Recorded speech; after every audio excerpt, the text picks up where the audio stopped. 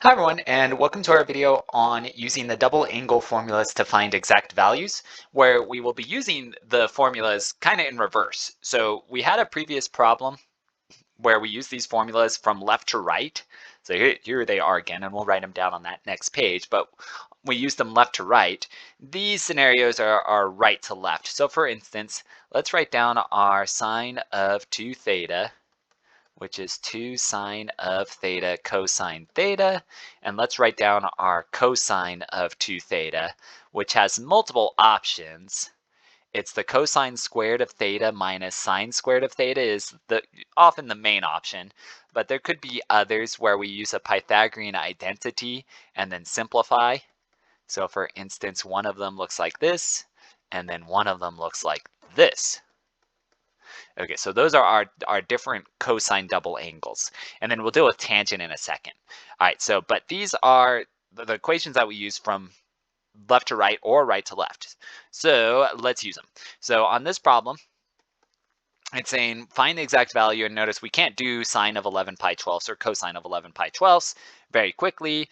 We could use an addition formula maybe if we really want to break it down that way, but that would take a while. So instead what we're going to do is say, well, these are the same angle. So this is our theta, which matches these thetas. Okay, and then we can see, oh, the two, so I'm just highlighting everything. So the 2 sine and cosine are also right there as well. So it's an exact match. So it's saying use this equation and plug your theta in right there. So it's saying this should be sine of 2, and then this theta, let me color it in blue,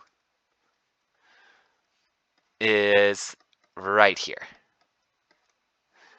And then now we can simplify this inside of the parentheses, because this is regular multiplication. If we need to, we can put a 1 down there. But the 2 and the 12 reduce to be sine 11 pi over 6. And then we can see, ooh, that's on the unit circle. 11 pi over 6 is about there. And so that's a little bit below the y, or a little bit below the x-axis. Our y value is negative 1/2. That's it. Okay, so using these formulas in reverse is often fast and pretty nice. Okay, so let's see number 2. Okay, so I see I've got something squared and something squared. I'm instantly thinking then it's the cosine one. Okay, so if I see a square, it's the cosine double angle, and it's one of these variations. Well, it is the main first one here that's getting used.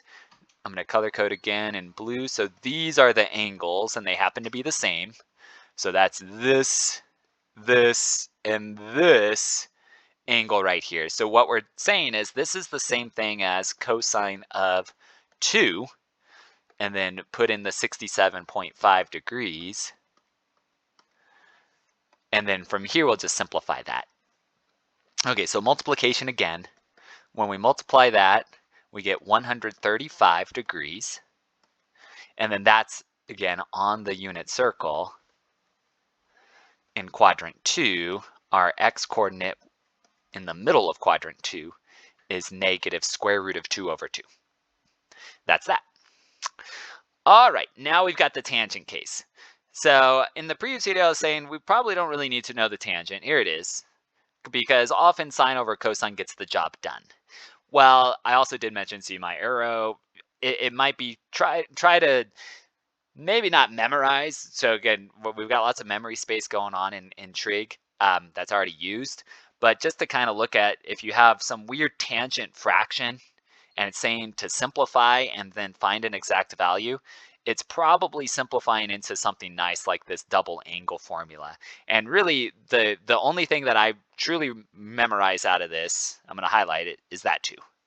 And I think, oh, that should also match that 2. That's how I'm thinking of it. I'm just trying, and I guess tangents are involved. So I think 2, and I've got tangents. It should be a tangent double angle.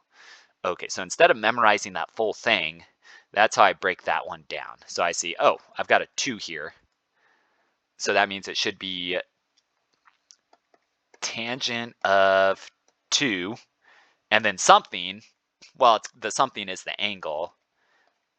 That same blue angle right there, 7 pi 8. So that's how I deal with it. It's rare. We don't see it too often. That's why I think, hey, let's not try to fully memorize it. Just try to briefly think about it a little bit. And then now we can simplify. So tangent of 7 pi quarters. And then this is on the unit circle. So if they're saying find the exact value, it's got to be on the quoted unit circle, one of our good angles. 7 pi quarters is in quadrant 4, down right in the middle of quadrant 4. So tangent would be -1 there. Okay, so that's that. So that's how we use these formulas. Really, I say in reverse because it is right to left and is how we use them. Usually, often left to right, right to left. That's what's good about equations. Okay, so thanks for watching. If you have any questions, please let me know.